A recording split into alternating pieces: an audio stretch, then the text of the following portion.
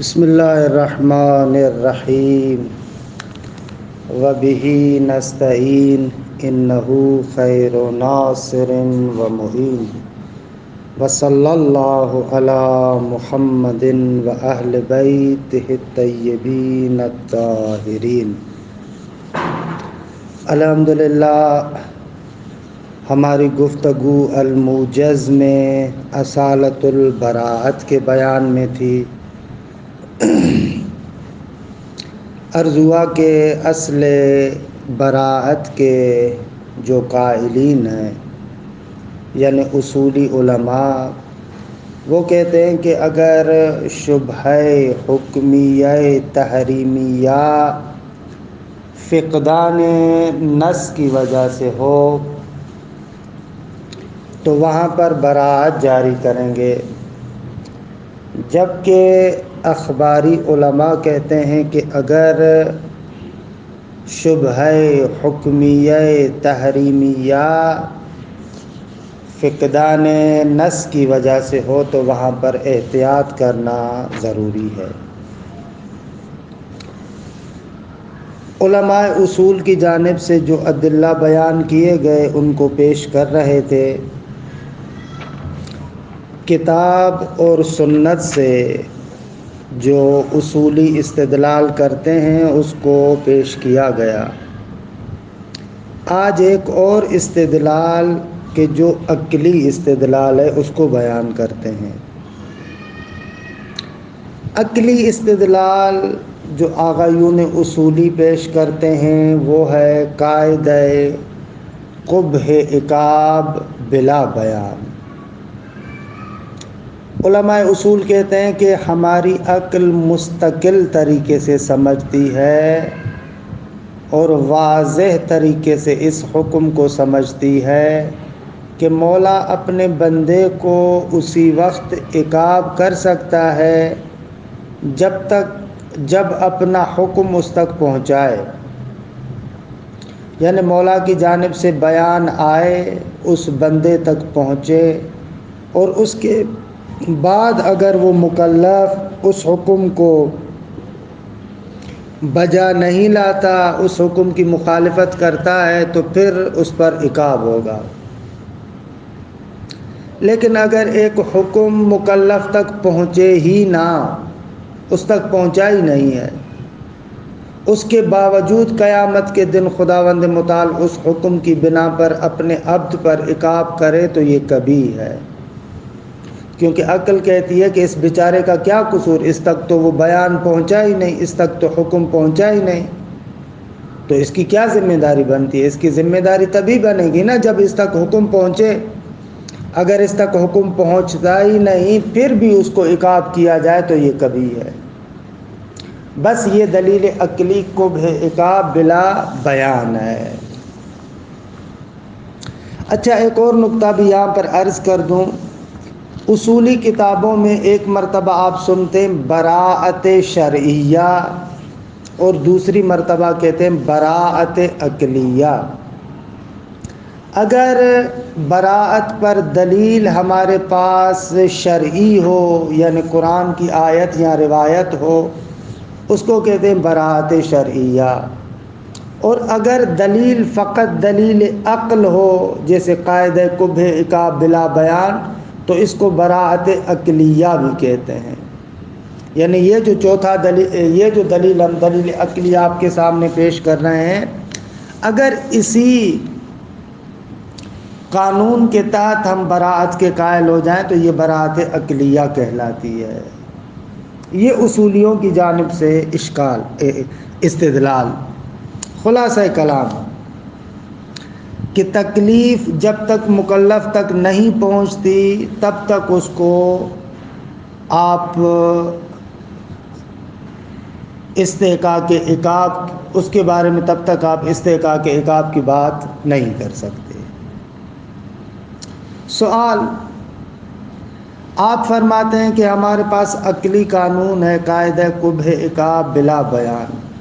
اچھا، اس کو ہم تسلیم کرتے ہیں، لیکن اس عقلی قاعدے کے مقابلے میں ایک اور عقلی قاعدہ ہے جو اس قاعدے کو بے عقاب بلا بیان سے ٹکراتا ہے، اس کے ساتھ تعارض رکھتا ہے، وہاں پر آپ کیا کہیں گے؟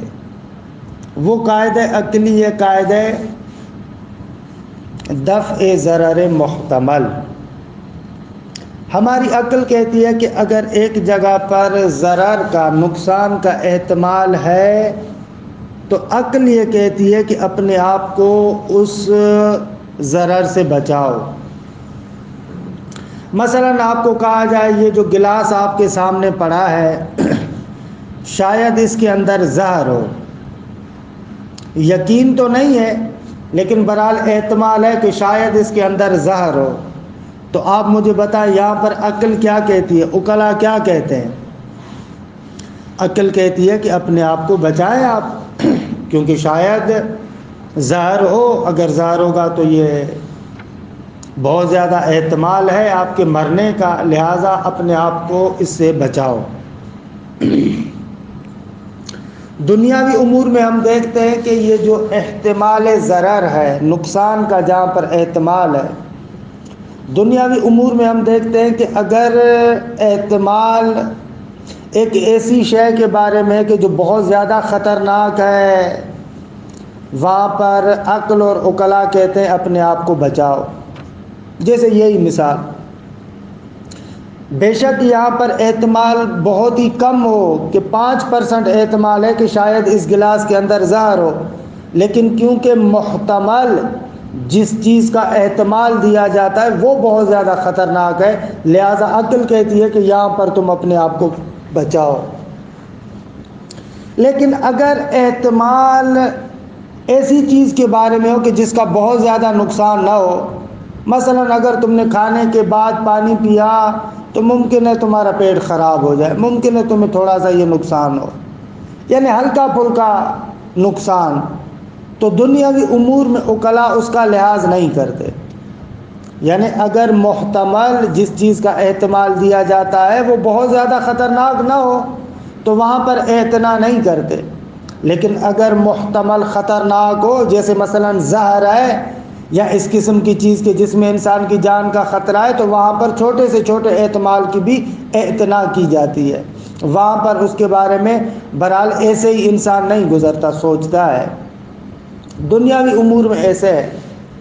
اب آ جائیں اخروی امور کے بارے میں، ہم جو کہتے ہیں شبہ تحریمیہ ہے، یعنی حرمت کا اس میں چانس ہے، شاید حرام ہو، تو ظاہر سی بات ہے کہ ضرر اخروی چھوٹا بھی بہت خطرناک ہوتا ہے۔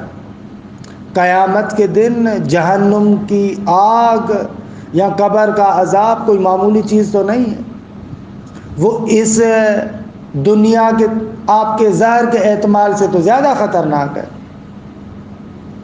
انسان اگر اتفاق سے ایک زہر آلودہ گلاس میں پانی پی لے تو زیادہ سے زیادہ کیا ہوگا، انسان بیچارہ مر جائے گا نا، لیکن وہاں پر تو اگر احتمال حرمت ہے اور اس کا ارتکاب کرتا ہے تو قبر کا عذاب، خود قبر کے عذاب کا کیا موازنہ اس دنیاوی نقصانات کے ساتھ، جہنم کی آگ کا کیا موازنہ اس دنیاوی نقصانات کے ساتھ۔ تو جب شبہ تحریمیہ ہے، حرمت کا شبہ ہے، تو انسان کے لیے یہ احتمال ہے کہ ممکن ہے قبر میں عذاب ہو، ممکن ہے کہ جہنم میں جانا پڑے، لہذا عقل کہتی ہے کہ شبہ تحریمیہ کے مورد میں بھی دفع ضرر محتمل کی بنا پر اپنے آپ کو بچائے، یعنی احتیاط کرے۔ لہذا یہ جو قانون ہے قاعدہ کبہ عقاب بلا بیان، اس عقلی قانون کے مقابلے میں یہ قاعدہ دفع ضرر محتمل آتا ہے۔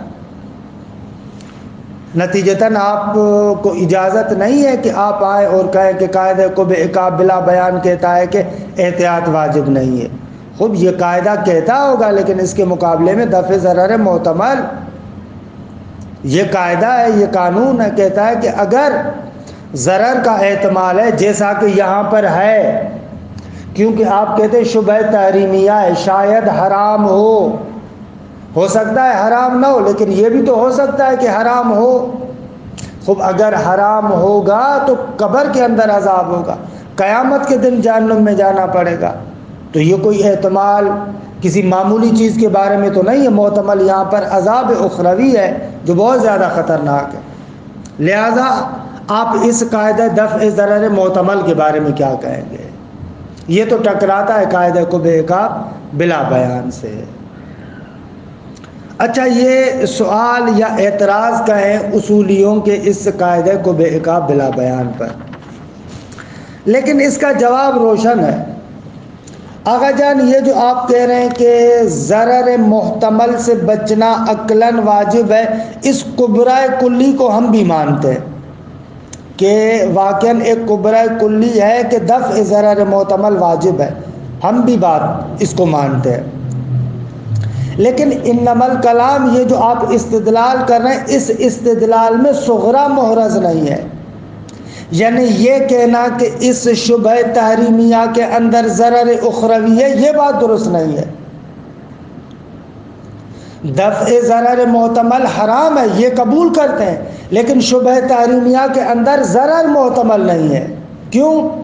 کیونکہ ضرر کس وقت ہو سکتا ہے؟ آپ اس ضرر کے احتمال کو مد نظر رکھیں نا، یہ احتمال کب آئے گا؟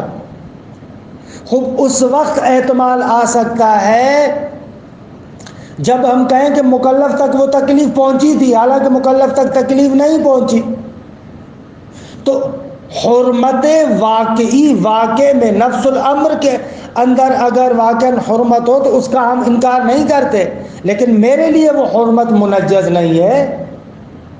میرے لیے حرمت تبھی ہوگی کہ جب وہ مجھ تک تکلیف پہنچے، لیکن اگر مجھ تک تکلیف نہیں پہنچتی تو یہ حرمت میرے لیے نہیں ہے۔ کیسے ہو سکتا ہے کہ شارع کا بیان مجھ تک نہ پہنچے پھر بھی قبر کے اندر مجھے عذاب دے، شارع کا بیان اور تکلیف مجھ تک نہ پہنچے پھر بھی قیامت کے دن مجھے جہنم میں ڈالے؟ ایسے تو نہیں ہو سکتا۔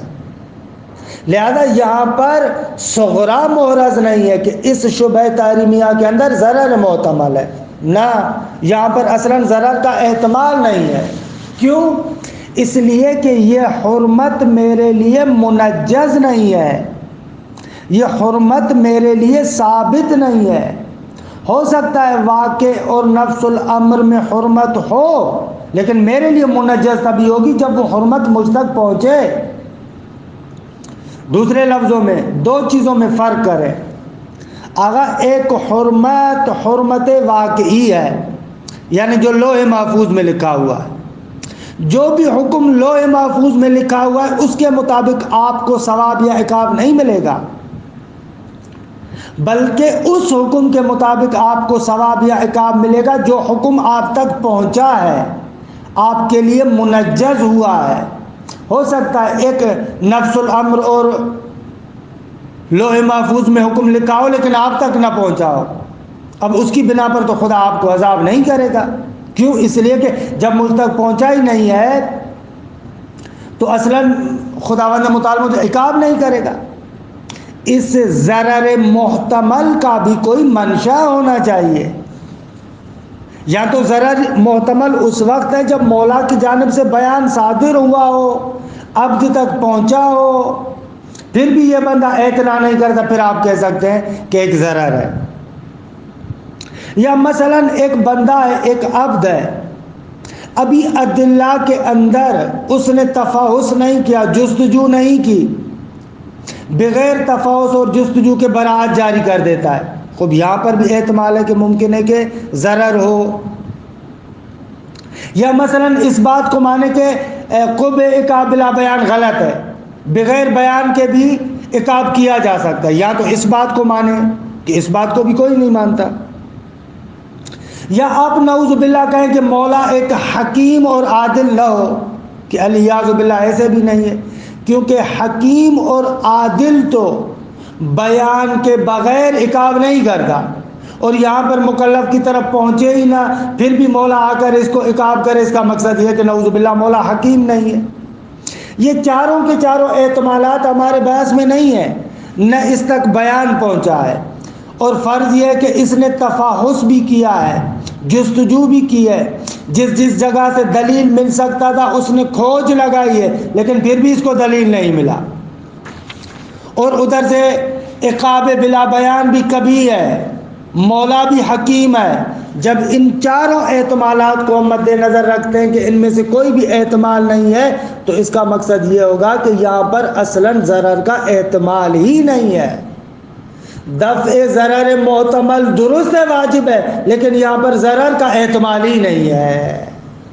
لہذا یہ قاعدہ ہمارے قاعدہ کو بے عقاب بلا بیان سے نہیں ٹکراتا۔ فتلخص، آغا خلاصہ کلام یہ اصولی کہتے ہیں کہ ہم ایک قیاس اور دلیل بناتے ہیں، قیاس یعنی قیاس منطقی، اس میں صغرا یہ ہے عقاب محتمل التکلیف پر جب اس کو بیان نہیں کیا گیا کبھی ہے، درست ہے، اور عقاب بلا بیان حکیم سے صادر نہیں ہو سکتا، پس محتمل التکلیف پر عقاب حکیم سے صادر نہیں ہو سکتا۔ یہ شکل اول ہے۔ اس پر سوال ہوا کہ یہ قاعدہ ٹکراتا ہے قاعدہ دفع ضرر محتمل سے، جواب دیا دفع ضرر محتمل کبرائے کلی کو ہم مانتے ہیں، درست ہے، ضرر محتمل کو دفع کرنا واجب ہے، لیکن ہماری محل بحث میں اصلاً ضرر متصور نہیں ہے۔ دوسرے لفظوں میں کبرا درست ہے لیکن صغرا یہاں پر درست نہیں ہے۔ یہ اس پوری بحث کا خلاصہ کہ عبارت کو دیکھیں۔ الاستدلال بالعقل، فرماتے ہیں کہ تیسرا استدلال جو آغایون اصولی بیان کرتے ہیں وہ استدلال بالعقل ہے۔ ان صحت احتجاج الامر علی المأمور من آثار التکلیف الواصل، فرماتے ہیں آمر کا احتجاج کرنا مأمور پر اس وقت درست ہے کہ جب اس کے پاس تکلیف پہنچے۔ عبد تک، مأمور یعنی وہی عبد، مکلف تک اگر تکلیف پہنچ چکی ہے، اس کو پتہ ہے حکم کا، اور پھر بھی اس حکم پر عمل نہیں کرتا، تو قیامت کے دن مولا اس پر احتجاج کر سکتا ہے۔ فرماتے آمر کے احتجاج کا صحیح ہونا، حالانکہ احتجاج کس پر؟ مأمور پر، مکلف پر، من آثار تکلیف الواصل، تکلیف واصل کے آثار میں سے، یعنی جب اس پر تکلیف پہنچ جائے گی تو پھر مولا آ کر اس سے احتجاج کر سکتا ہے۔ ولا یصح الاحتجاج بالتکلیف غیر الواصل ابدا، لیکن وہ تکلیف جو عبد اور مکلف تک نہیں پہنچی، اس تکلیف کے ساتھ مولا کبھی بھی احتجاج نہیں کر سکتا۔ جب تک بیچارے مکلف کو پتہ نہیں چلے گا، قیامت کے دن اس بات پر اس کو عذاب نہیں دیا جا سکتا۔ بل یعد العذاب معه ظلما وقبیحا من المولا الحکیم، بلکہ تکلیف غیر واصل کے باوجود عذاب کرنا یہ ظلم و کبھی شمار ہوگا مولا حکیم سے، جو حکمت والا مولا ہے، اور تکلیف غیر واصل پر آ کر عقاب کرے تو یہ کبھی ہے اور ظلم ہے۔ وَهَذَا مِمَّا يَسْتَقِلُّ بِالْعَقْلِ، فرماتے ہیں یہ وہ مطلب ہے کہ جس کو عقل مستقلاً سمجھتا ہے، یعنی بالکل سمجھتا ہے، بداہتاً سمجھتا ہے۔ وَيُعَدُّ الْعِقَابُ بِلَا بَيَانٍ وَاصِلٍ أَمْرًا كَبِيرًا، عقاب بیان واصل کے بغیر، ایک ایسا بیان جو اس تک نہیں پہنچا، اس بیان واصل کے بغیر عقاب ایک امر کبھی شمار ہوتا ہے کہ لا یصدر عن الحکیم، جو حکیم سے صادر نہیں ہو سکتا۔ وقیاس الاستدلال بشکل تالی، اگر آپ اس کو منطقی زبان میں بیان کریں، صورت استدلال میں ڈھالنا چاہیں تو یہ شکل اول بنتی ہے۔ العقاب علی محتمل التکلیف عقاب بلا بیان، یہ صغرا، والعقاب بلا بیان یمتنع صدورہ عن المولا الحکیم، یہ کبرا، فینتج نتیجہ العقاب علی محتمل التکلیف یمتنع صدورہ من المولا الحکیم، یہ نتیجہ ہوگا۔ فرماتے ہیں کہ عقاب اور عذاب کرنا محتمل التکلیف پر عقاب بلا بیان ہے، بیان کے بغیر آپ اس پر عقاب کر رہے ہیں، حالا بعد الفاظ التام و عدم العثور علیہ، اس کے بعد کہ اس نے پوری مکمل جستجو کی ہے پھر بھی اس کو دلیل نہیں ملا، پھر بھی آئے اور محتمل التکلیف پر آ کر اس پر عقاب کرے تو یہ عقاب بلا بیان شمار ہوگا۔ اور عقاب بلا بیان محال ہے کہ مولا حکیم سے صادر ہو، مولا حکیم بلا بیان عقاب نہیں کر سکتا، اس پر حجت ہی تمام نہ ہو، مولا آ کر اس پر عقاب کرے، مولا نہیں کر سکتا۔ بس نتیجہ یہ ہوگا کہ محتمل التکلیف پر عقاب محال ہے کہ مولا سے صادر ہو جائے۔ والعقاب بلا بیان، یہ حد وسط ہے کہ اس کو گرا دیا دونوں سے تو نتیجہ یہ نکلے گا۔ التعارض بین القاعدتین، سوال ثمت قاعدۃ عقلیۃ اخری، ثمت اس میں اشارہ ہی ہے نا، یہاں پر ایک قاعدہ عقلیہ ہے، ایک دوسرا قاعدہ عقلیہ ہے، ہی علی طرف النقیض من هذه القاعدۃ العقلیہ، اس قاعدہ عقلیہ کے الٹ میں ہے، نقیض میں ہے، اس کے ضد میں ہے، اس کے برعکس ہے، نقیض ہے اس کا۔ نقیض سے یہاں پر وہ منطقی معنی مراد نہیں ہے، نقیض سے یہاں پر عرفی معنی مراد ہے، یعنی اس کے ضد میں ہے۔ وہی ہے، وہ یہ ہے کہ ان العقل یفرق بین الضرر الدنیوی المحتمل فلا يحكم بوجوب دفعه الا اذا كان خطيرا لا يتحمل۔ ہماری عقل کیا کرتی ہے؟ فرق کرتی ہے ضرر دنیاوی محتمل کے مابین اور آگے آئے گا ضرر اخروی کے مابین۔ ضرر دنیاوی محتمل میں ہماری عقل کہتی ہے کہ اس ضرر کا دفع کرنا واجب نہیں ہے مگر یہ کہ وہ ضرر خطیر ہو، بہت بڑا ضرر ہو کہ جس ضرر کو تحمل نہیں کیا جا سکتا۔ ہماری عقل دنیاوی ضرر میں دو طریقے سے دیکھتی ہے، معمولی ضرر ہے یا بہت بڑا ضرر ہے۔ اگر معمولی ضرر ہے تو وہاں پر کہتی ہے کہ بھائی اس کا دفع کرنا واجب نہیں ہے، لیکن اگر محتمل بڑی اہمیت والا ہو اور خطرناک ہو اس کا دفع کرنا واجب ہے، یہ ہماری عقل کہتی ہے۔ وَأَمَّا الضَّرَرُ الْأُخْرَوِي الَّذِي هُوَ كِنَایَةٌ عَنِ الْعِقَابِ الْأُخْرَوِي، لیکن جو ضرر اخروی ہے، قیامت اور قبر کا جو ضرر ہے کہ جو کنایا ہے عقاب اخروی سے، قبر اور جہنم کا عذاب اس سے کنایا ہے، فَيُؤَكِّدُ الْعَقْلُ عَلَى وُجُوبِ دَفْعِهِ، یہاں پر عقل تاکید کرتی ہے کہ واجب ہے اس کو دفع کرنا۔ وہاں پر اب تفصیل نہیں ہے کہ چھوٹا ضرر ہے یا بڑا ضرر ہے، کیونکہ اخروی ہر ضرر بہت بڑا ضرر ہوتا ہے۔ وَيَسْتَقِلُّ بِهِ، اور عقل مستقل ہے اس بات میں کہ ضرر اخروی کو دفع کرنا واجب ہے۔ فَلَا يُرَخِّصُ اسْتِعْمَالَ شَيْءٍ کہ فِيهِ احتمال العقوبۃ الاخرویہ، عقل اجازت نہیں دیتی کہ ایک ایسی چیز کو استعمال کریں جس میں عقوبت اخرویہ کا احتمال ہو، ولو احتمالا ضعیفا، اگرچہ وہ ضعیف احتمال ہی کیوں نہ ہو، لیکن کیونکہ آخرت کا ہر ضرر بہت بڑا ضرر ہوتا ہے لہذا عقل وہاں پر اجازت نہیں دیتی کہ آپ آئیں اور اس کا ارتکاب کریں۔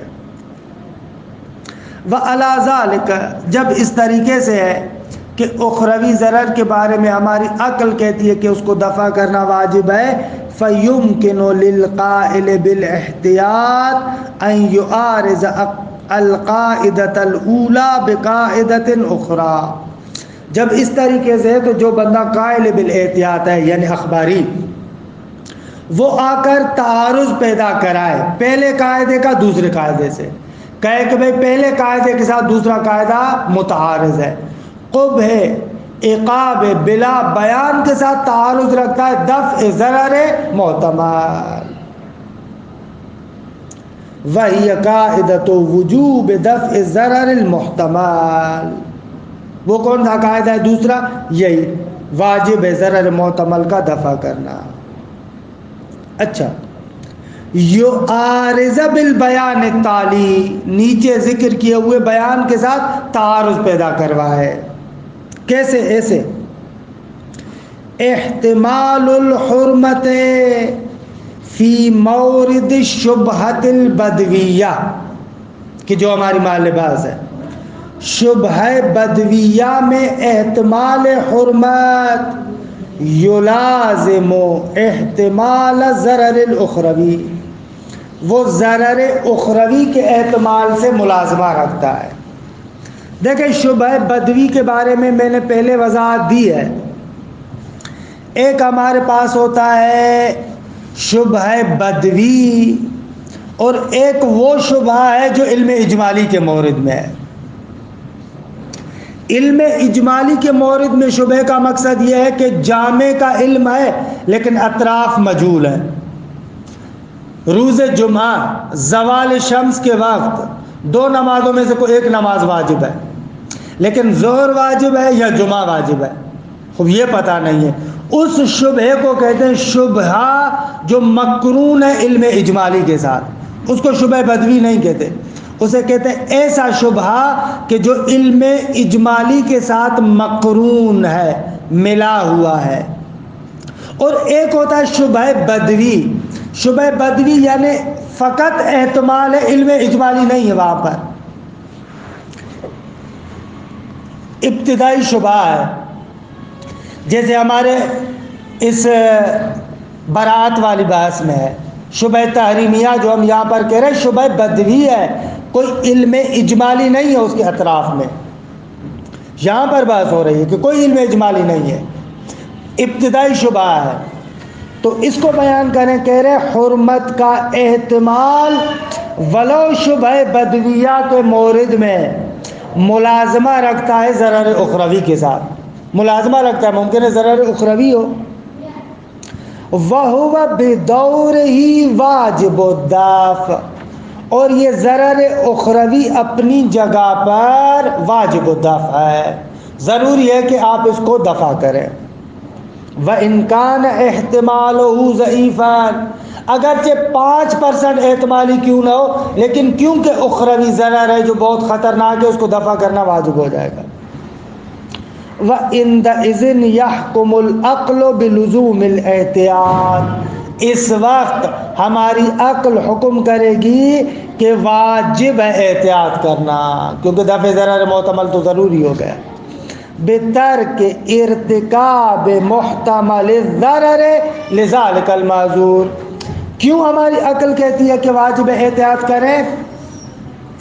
فرماتے ہیں کہ ہماری عقل جو کہتی ہے کہ لازم ہے احتیاط کرنا، کس طریقے سے احتیاط کریں؟ اس طریقے سے کہ اس محتمل الضرر کے ارتکاب کو چھوڑ دیں، محتمل الضرر کا ارتکاب نہ کریں، یعنی احتیاط کریں۔ کس وجہ سے؟ لذالک المعذور، اس ضرر اخروی کے وجہ سے، کیونکہ ہو سکتا ہے یہاں پر ضرر اخروی ہو، لہذا آپ کو یہ چھوڑنا پڑے گا۔ وَإِنْ أَرَدْتَ صَبَّهُ فِي قَالِبِ الْقِيَاسِ الْمَنْطِقِي الْمُؤَلَّفِ مِنَ الصُّغْرَى وَالْكُبْرَى فَتَقُولُ، بھئی آپ نے بھی قاعدہ اکاب بلا بیان کو قیاس منطقی میں ذکر کیا، صغرا کبرا میں، اور اگر چاہتے ہیں کہ ہم بھی اپنی بات کو صغرا اور کبرا میں بیان کریں تو پھر سنیں۔ الشبہۃ البدویۃ التحریمیہ فیہا ضرر اخروی محتمل، یہ صغرا شبہ بدویہ تحریمیہ میں ضرر اخروی محتمل ہے، صغرا۔ وَكُلُّ مَا فِيهِ ضَرَرٌ اُخْرَوِيٌّ مُحْتَمَلٌ يَلْزَمُ تَرْكُهُ، ہر وہ چیز کہ جس میں ضرر اخروی محتمل ہو واجب ہے اس کو ترک کرنا۔ نتیجہ الشبہۃ البدویۃ التحریمیۃ یلزم ترکها، پس شبہ بدویہ تحریمیہ کو بھی واجب ہے ترک کرنا، یعنی احتیاط کرنا ضروری ہے۔ آپ بھی صغرا کبرا بیان کر کے شکل اول میں استدلال قائم کیا، ہم نے بھی صغرا کبرا بیان کر کے شکل اول میں استدلال قائم کیا۔ فَيُنْتِجُ لُزُومَ الْاحْتِياطِ، پس اس پورے بیان کا لازمہ اور نتیجہ کیا نکل رہا ہے کہ لازم ہے احتیاط کرنا۔ وَإِنْدَئِذٍ، ایک طرف سے آپ صغرا کبرا بنا کر استدلال عقلی پیش کرتے ہیں، دوسری طرف سے ہم صغرا کبرا بنا کر دلیل عقلی پیش کرتے ہیں، تو اس صورت میں کیا ہوگا؟ یقع التعارض بین القاعدتین العقلیتین، نتیجہ یہ نکلے گا کہ دونوں عقلی قاعدوں میں تعارض ہے۔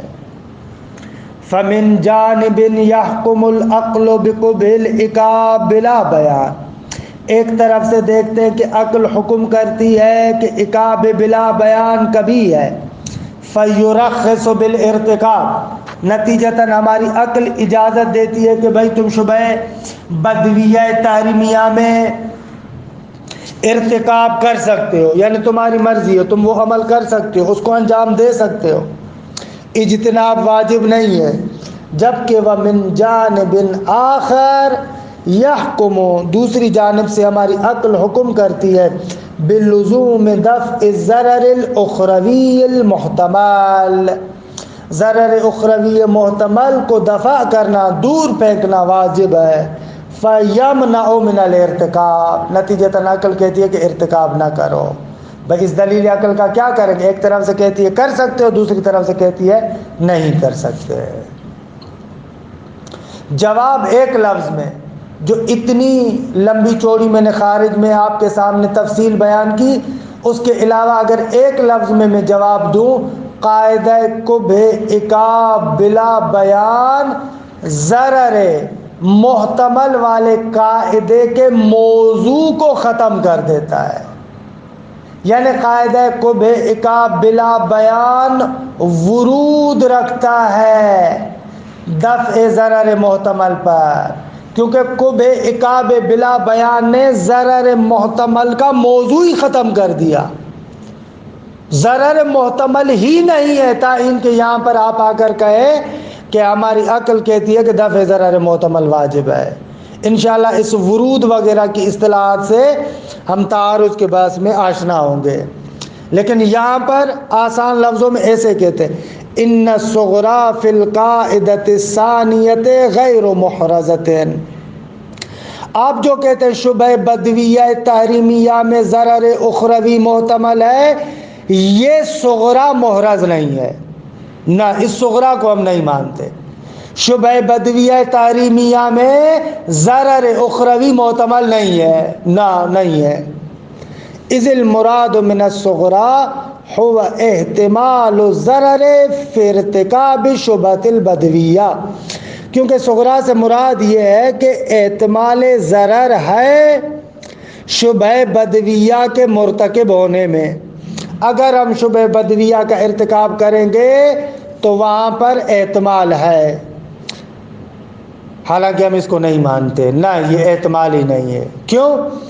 اس لیے کہ فَيَجِبُ أَن يَكُونَ لِاحْتِمَالِهِ مَنَاشِئُ عُقَلَائِيَّةٌ، اگر آپ کہتے ہیں شبہ بدویہ کے ارتکاب میں ضرر محتمل ہے تو پھر ضروری ہے کہ اس احتمال کا کوئی عقلی منشا ہونا چاہیے، عقلائی منشا ہونا چاہیے۔ آپ کیسے کہتے ہیں کہ یہاں پر ضرر محتمل ہے؟ اس کا منشا کیا ہے؟ والمفروض انتفاعها جمیعا، جبکہ فرض یہ ہے کہ یہاں پر کوئی بھی منشأ عقلائی نہیں ہے، جتنے بھی آپ منشأ عقلائی فرض کر سکتے ہیں وہ سارے کے سارے ختم ہیں یہاں پر۔ لأن احتمال العقاب ناشئ من الامور التالیہ، کیونکہ عقاب کا احتمال ان چار امور میں سے کسی ایک کی وجہ سے ہو سکتا ہے، یا تو صدور البیان عن المولا و وصولہ الی العبد، احتمال عقاب یا تو اس وجہ سے کہ مولا سے بیان صادر ہوا ہے اور عبد تک پہنچ چکا ہے، اب پھر بھی عبد اس کو انجام نہیں دیتا، خوب دیکھیے ضرر کا احتمال ہے، جب مولا نے بیان کر دیا اور تم تک بھی بات پہنچ چکی ہے اور پھر بھی تم نہیں کرتے، بہرحال ضرر کا احتمال ہوگا۔ دو، التمسک بالبراءۃ قبل الفحص الکافی، مکمل جستجو آپ نے نہیں کی، ادلہ کو زیرو رو نہیں کیا، دیکھا نہیں، اٹھتے ہی آپ نے فوراً ابتدا میں براءت کو جاری کر دیا، خوب یہاں پر بھی احتمال ضرر ہے۔ ممکن ہے تم تحقیق کرتے، جستجو کرتے، ڈھونڈتے، تمہیں دلیل مل جاتی، لیکن تم نے دیکھا ہی نہیں، پہلے سے ہی براءت کو جاری کر دیا، خوب یہاں پر احتمال ہے۔ تین، کون العقاب بلا بیان امرا غیر قبیح، یا آپ کہیں کہ اصلاً ہم اس عقلی قانون کو مانتے ہی نہیں ہیں. کس نے کہا کہ عقاب بلا بیان امر کبھی ہے؟ نہ، مولا کی مرضی ہے، بے شک بتائے نہ پھر بھی عقاب کرے. یا تو اس کو مانے کہ اس کو بھی نہیں مانا جا سکتا. کون المولا شخصاً غیر حکیم او غیر عادل، یا نعوذ باللہ کہیں کہ مولا ایک شخص حکیم نہیں ہے، حکیم نہیں ہے، عادل نہیں ہے، کہ الیاذ باللہ کون کہہ سکتا ہے ایسے. وَكُلُّهَا مُنْتَفِيَةٌ فِي الْمَقَامِ، یہ چار احتمال ہو سکتے ہیں عقاب کے، لیکن چاروں کے چاروں نہیں ہیں ہمارے مورد میں. یہاں پر فرض یہ ہے کہ بیان عبد تک نہیں پہنچا، فرض یہ ہے کہ عبد نے تحقیق کافی بھی کر لی ہے، فرض یہ ہے کہ عقاب بلا بیان بھی کبھی ہے، فرض یہ ہے کہ مولا بھی حکیم ہے. تو خوب اب عقاب کا احتمال ہی نہیں، آپ کہاں سے عقاب کا احتمال لے کر آئے؟ فاحتمال العقاب الذي هو الصغرى في القاعدة الثانية غیر موجود. اب تو اس احتمال عقاب کی بات ہی نہیں ہے. فرماتے ہیں احتمال عقاب کے جو صغرا ہے قاعدہ ثانیہ کا اصلاً موجود ہی نہیں ہے ہی نہیں. وَمَعَ انتفاعِهِ، جب آپ کے استدلال کا صغرا بھاگ گیا تو کیف یمکن الاحتجاج بالکبریٰ وحدہا، تو پھر تنہا بیچاری کبریٰ کے ذریعے سے تو استدلال نہیں کر سکتے نا. استدلال کے لیے صغرا کبریٰ دونوں ہونی چاہیے. خوب صغرا بھاگ گئی تو اب خالی کبریٰ کے ساتھ تو آپ استدلال نہیں کر سکتے. ما ان الاحتجاج لا یتم الا مع احراز الصغرا، جبکہ احتجاج تام نہیں ہوگا مگر یہ کہ صغرا بھی موجود ہو. بابا میاں بیوی ہوں گے، لڑکا اور لڑکی ہوگی تبھی تو نکاح ہوگا نا. اگر لڑکی بھاگ جائے خالی لڑکا بیٹا ہو تو وہ بیچارہ کس سے نکاح کرے گا؟ خوب لہذا یہ آپ کا صغرا غلط ہے. فتلخص، قاعدہ کبھ عقاب بلا بیان اپنی جگہ پر تام و تمام ہے. انشاءاللہ کل سے اخباریوں کے ادلہ کو ذکر کریں گے. وصلی اللہ علی محمد و اہل بیتہ الطیبین الطاہرین.